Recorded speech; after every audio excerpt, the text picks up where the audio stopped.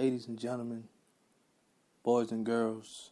Now, before we get started, I would like to personally say, did you miss me? Now, I don't know exactly how y'all feel, but I have noticed that it's been a crazy couple of days. Man, at this point, this shows exactly what it's going to be like for the next 4 years. Unless, we do something drastically and change that, this is what it's going to be like for the next 4 years. I mean, first and foremost, to start off with the inauguration, everybody was sad to see Obama go, but, it was good while it lasted. Like we say, man, our president is forever going to be black. I don't care if nobody get this man credit, but this man gets all the credit in the world for the stuff that he's done.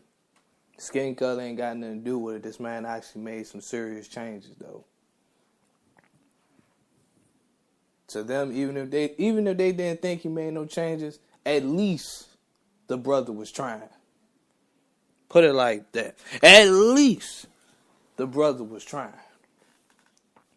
But on to, bigger fish to fry. Donald J. Trump. Whew. This is who y'all want as the president for the next 4 years. And I asked myself, why? This man has been causing trouble for since he was running, this man has been causing problems left to right. I'm dead serious though. Every chance he got, some type of controversy. Every chance he get, somebody was doing something to him. And I mean, like, at this point, it's like, this is what life is going to be like for the next 4 years, though. This is what it's going to be like. Unless he gets impeached or something like that, this is what life is going to be like, ladies and gentlemen. You guys got to understand that. You guys got to accept the fact, accept the reality that this is what it's going to be like. Okay? And then on top of that, man, listen, protesters, at the end of the day, I was reading a whole lot of stuff on Facebook. They basically saying, like, people just got to realize, they got to sit down and shut up and be happy the fact that Donald Trump is going to be the president. As much as I want to disagree with that statement, that's actually true. At this point, we can riot, we can protest. We still got to accept the fact that, well, he's not our president, but he is the president of the United States. Let's take it for example. Washington, D.C. Yesterday, Washington, D.C. Not yesterday, Friday. Washington, D.C. They down that junk going bananas. Mayhem. Protesting. Instead of, they down there, blowing up stuff, breaking stuff, damaging stuff. I'm looking at the junk like, I get what protesting does. Protesting, you got your voice. You want your voice to be heard. There's nothing wrong with that. But when you start protesting to the point where you start burning your city down and breaking everything and damaging everything, like that's not the point of the protest here, ladies and gentlemen.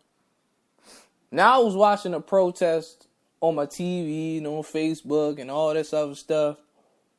As I was watching the protest, I was looking closely at these people, and I said to myself, is this some type of organization? Is this some type of gang?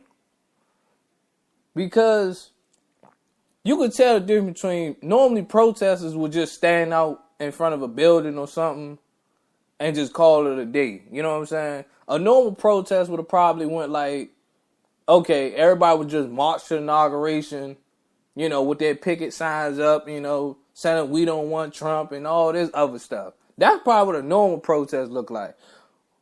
But when I was looking at this protest Friday, the other day, these dudes had ski masks on. These dudes had a flag. Now, correct me if I'm wrong, that flag had an A with a circle around it. And I'm sitting back looking like, this ain't no normal protest right here. This is an organization. I'm dead serious. This is an organization. Because you can't sit right here and tell me. Normally with protesters, they don't cover their face. You know, they don't cover their face when they do all this. They just go all in buck wild. These dudes had spray cans, a flag. I was like, man, this must be like an anti-Trump or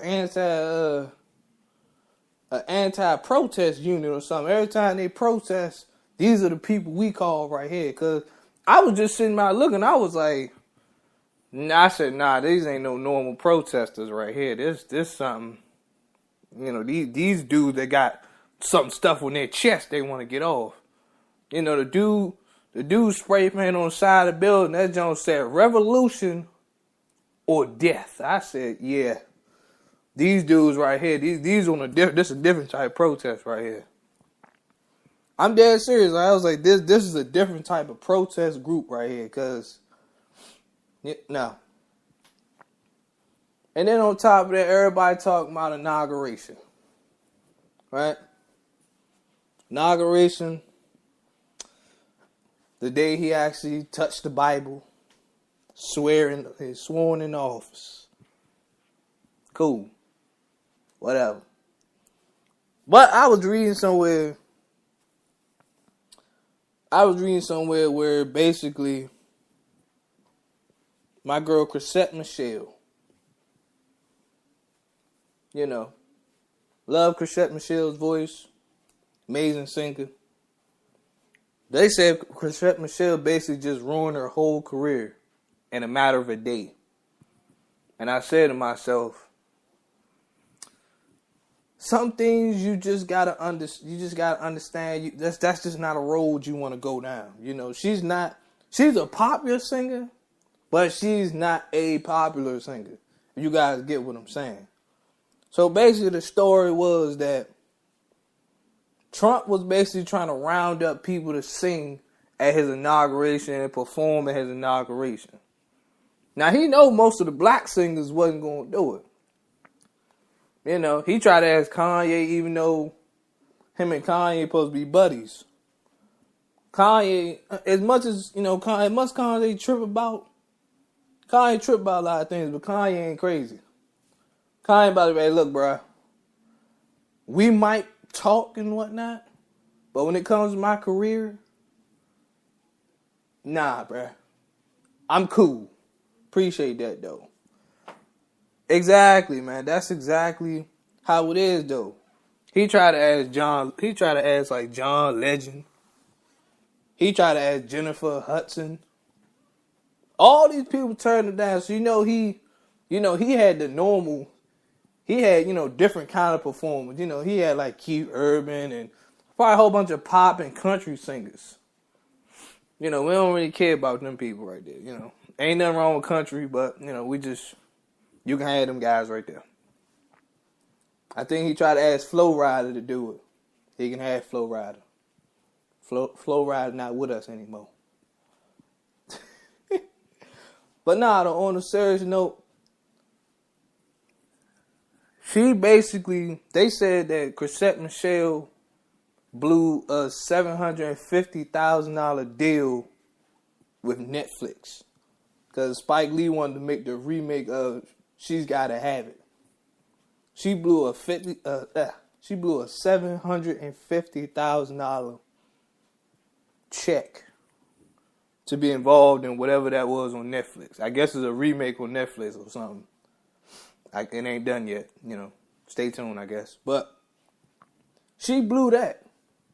But they said she paid like $320,000 as a late entry to go on the inauguration to sing. Now, Chrisette Michele, I understand, you didn't do it in, bad intentions. You didn't go out there and be like, I support Trump and all that stuff. You just want to go out there and sing. She about to be blackballed. She about to have it. She probably ain't going to get no more features. Like, people don't understand. People do not understand. When it comes down to being petty, when it comes down to we don't forget nothing, trust and believe, we don't forget nothing. All right? We don't forget anything. So the next time she want to hop on a song, they be like, if she asked for features for a song, they be like, I would, but, you performed at, Trump's inauguration, and that's just not somebody I can bang with right now. That might even hurt her album sales. She put out a whole album, and everybody look at her like she crazy. They go in that joint and be like, I like that song. They be like, I love that song, man. That song, Emotional in the Mud, man. That song, Feeling, man. I just broke up with my girl.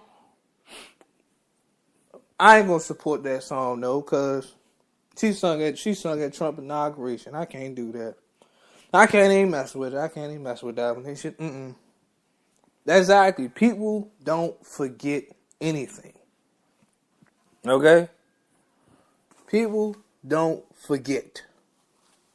So you gotta understand that I understand you made the move for yourself, and I can respect that. But you gotta think of your career though.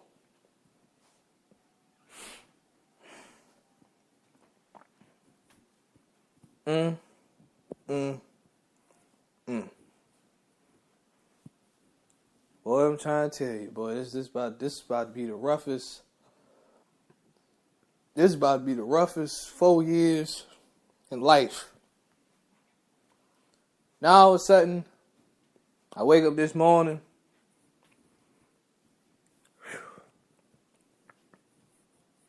Wake up this morning right now, and I see the women's right movement. Trump, you brought that on yourself, brother. You don't want to walk around talking about some grab in the you know what area. You brought that on yourself. It's Trump. You didn't have so many protesters since you've been running. It's been protests left to right, protests here, protests there. If you want to, I understand you're not going to change who you are as a person. But you are the president now. You got to conduct yourself in a different type of manner. I understand you are now in charge of the free world. I understand you are now the top dog of this country. You could probably send me to jail just for something just because. You know what I'm saying? You could send me to jail just because. But at the end of the day, brother, you gotta conduct yourself different though, man. Some stuff you just can't say out in public. Some stuff you just can't do. Now these are ladies right here. Ladies have rights, man. Alright? You gotta treat them with respect. Dang, you got a daughter and you got a wife. Or a mistress. Or a girlfriend or whoever she is. I don't know. Because, Donald Trump, 70, 60? She look like she about probably her mid-40s or something like that. But now you got this going on. Now, Trump might mess around, break up our relationship with people overseas. Cause real friction over there. He might walk into China and say, we don't want y'all material no more. I'm sitting back looking like, wait, what? Why you do that? Well, what?